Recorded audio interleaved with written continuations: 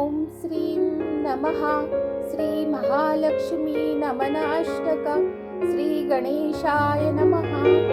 इंद्र उवाच नमस्तेस्तु महामाये श्रीपीठे सुरपूजिते शङ्खचक्रगदाहस्ते महालक्ष्मी नमोस्तुते।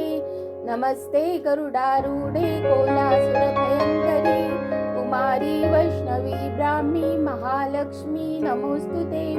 सर्वज्ञे सर्ववरदे सर्वदुष्टभयङ्करी सर्वदुःखहरे देवी महालक्ष्मी नमोस्तुते।